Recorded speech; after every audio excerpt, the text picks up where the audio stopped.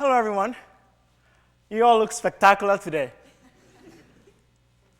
I must say that I feel very honored to be on this stage right now, because some years ago, just the idea of speaking in public could really make me sweat, and I'm not sweating right now, so.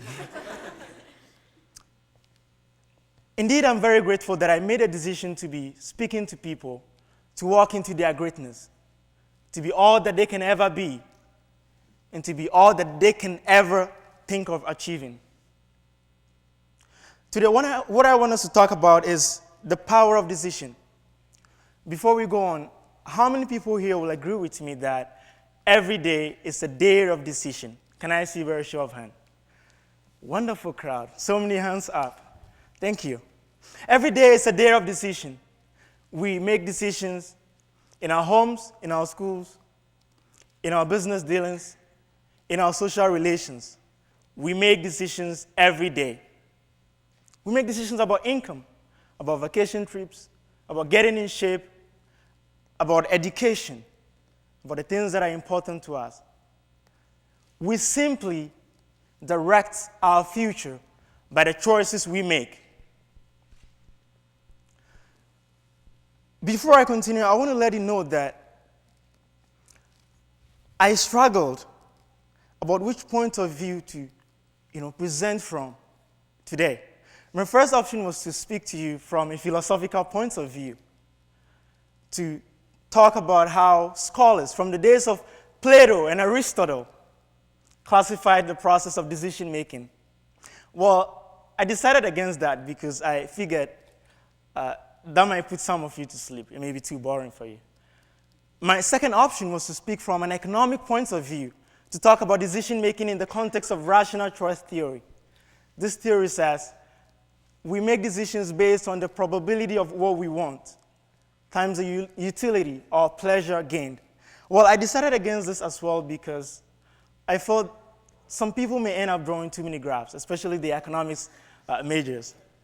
Finally, I made a decision to speak to you from my own point of view. And that point of view, ladies and gentlemen, is this: the ability to make a firm and resolute decision has the power to change our lives, because decision leads to results. In fact, the history of our world has shown that decision is what has helped to effect change. That's why Anthony Robbins, a renowned motivational speaker, said, "It's your moment of decision that your destiny is shaped." Every day is a day of decision, but very often we hesitate about the plans and the ideas that we have. According to Napoleon Hill, the author of Think and Grow Rich, an accurate analysis of over 25,000 men and women who had experienced failure disclosed that lack of decision was near the head of the list of the 31 major causes of failure. Now, that's a statement of fact. That's no theory. I want us to be able to make prompt decisions and take action. That's why I want to share my own story with you today. I spent my first 12 years in 2 tiny villages in Ghana. As you can see from this photograph, I am the little guy in front, very terrified of the camera, of course. And what I want to say about this picture is, it's the only childhood picture I have. I'm sorry I don't have any of the cute, funny baby pictures that some of you may have. That's all I have.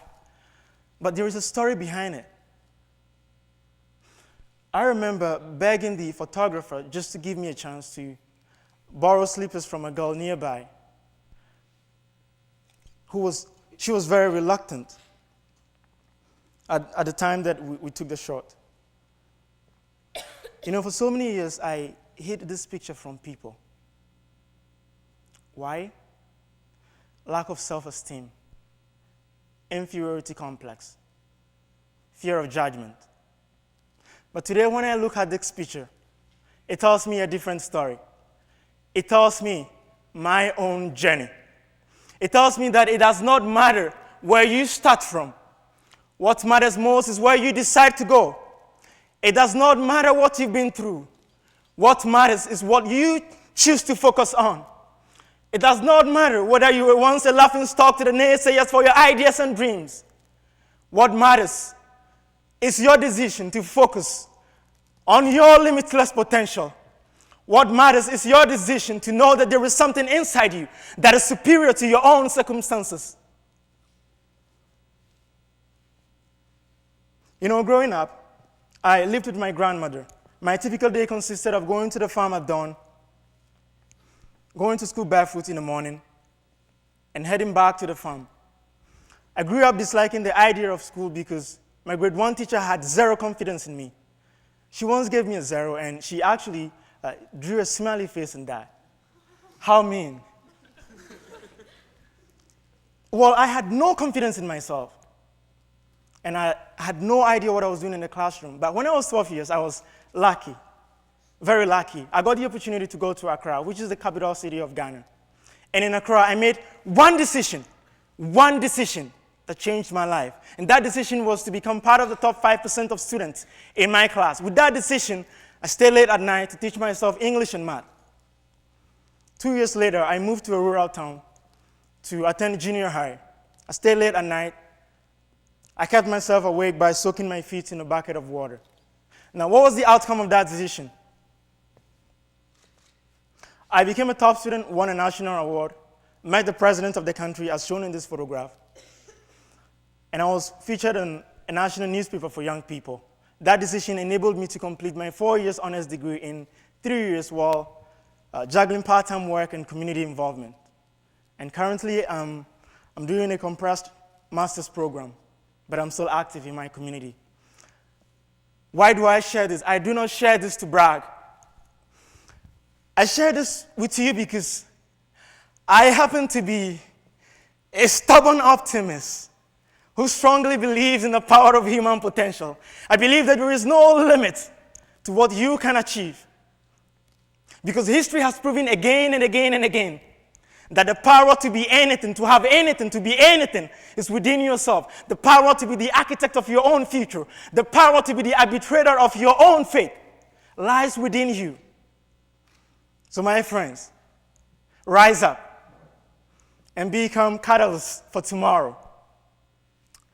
You know, what I find is it is always easier for us to go along with the crowd than to dare and create a new path for ourselves. Why?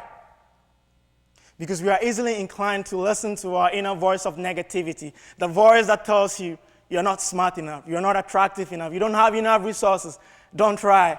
If you try, you're not going to succeed. But what I want to tell you is this.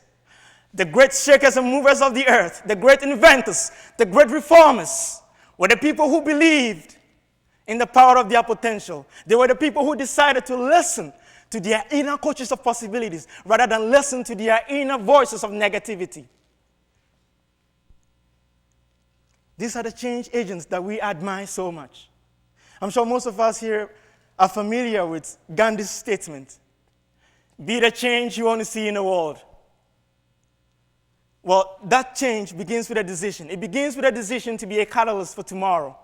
It begins with a decision to become character-driven, to become ambassadors of hope in every hamlet, every city, every nation, and every continent.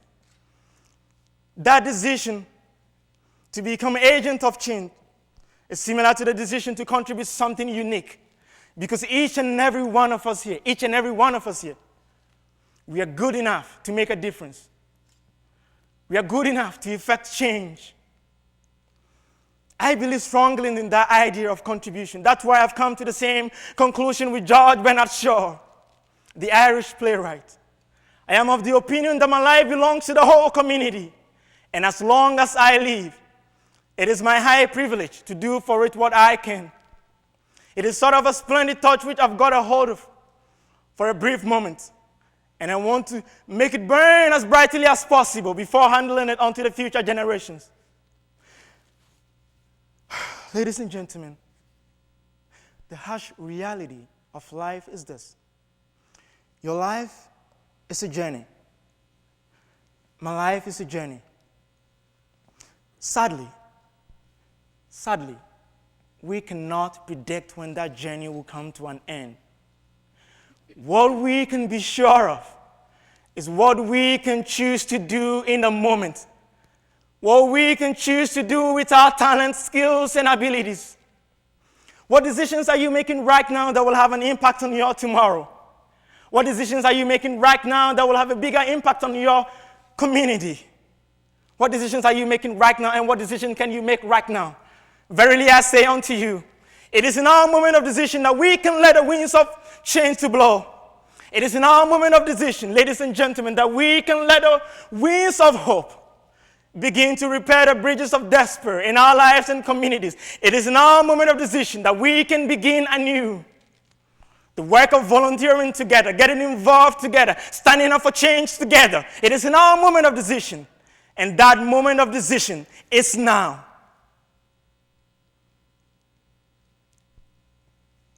To be a change agent requires that you go after the thing that you are passionate about. What are the causes that you are passionate about? What are the things that you want to do to help make the world a better place? Now, I'll quickly give you 3 decision exercises that can help you. Because I know I'm working with time and I'm running out of time, I'll summarize that. The first thing you have to do is always state clearly what you want. Success psychologists have revealed that 95 to 97% of people do not have clear written goals. This is a sad news because the human being is the only creature on earth that can direct his or her future by choice. So what I want you to do is this, to believe that we have creative imagination, the ability to dream a thing and bring that thing into reality. From my own experience, my target was top 5%. You know, if you can write a dream, visualize a dream, get the details of that dream, like the details of your vacation plan, you can achieve it. That's why Bertrand Bradley, an American author, once said, if you will simply go after the thing you want, with all your capacity, strength and sagacity, faith, hope, and confidence, stern pertinacity, you will achieve it. My second decision exercise for you is to be willing to take action. Whenever you make a decision, back that decision up with a plan of action. It's not just about desiring, it's not just about wishing. You have to be willing to take the step of faith. Now, when I came to the University of Waterloo, I went through a severe depression in the second semester of my first year, and I thought my plans of getting involved in school would never materialize. But I decided to rise beyond my own circumstances. So one day, I got up and I went to see the student body president. We even have our student body president here. And I said, hi, my name is Raynold. How can I get involved? How can I help? You know, that simple smile and action was the starting point of my extracurricular activities. What am I trying to say? There are no perfect moments. The only perfect moments we have are the moments of action, because your moment of action can lead to a paradigm shift. The third thing I want to say is to be realistic. What do I mean? Be prepared for the challenges of life as a dreamer. Life will sometimes knock you hard, but you must have strong reasons to look up as you climb your mountain of destiny than to look down your valley of desperation. You must have strong reasons to keep running your marathon of hope, because your seed of greatness lies in the glory of your action. All I'm trying to say today can be summed up in the words of Ralph Waldo Emerson. Once you make a decision, the universe conspires to make it happen. The starting point of becoming a catalyst for tomorrow is to make the decision to contribute something unique to the world. Because each and every one of us is good enough to make a difference. We are endowed with talent, gifts, and abilities. And the reason why we are here to enrich the world. So we have to use those talents, gifts, and abilities for that purpose. Remember that it does not matter where you start from. What matters most is where you decide to go. What matters most is to believe in the power of your limitless potential. Always state clearly what you want to achieve. Dare to take action.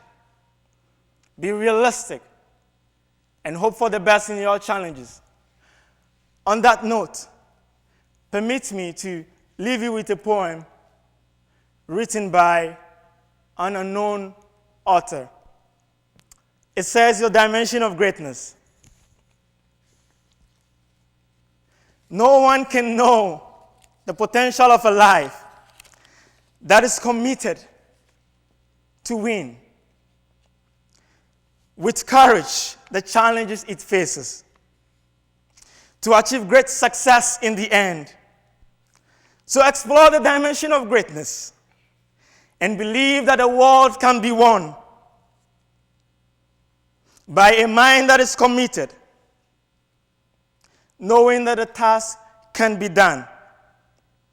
Your world has no place for the skeptic, no room for the doubter to stand, to weaken your firm resolution that you can excel in this land.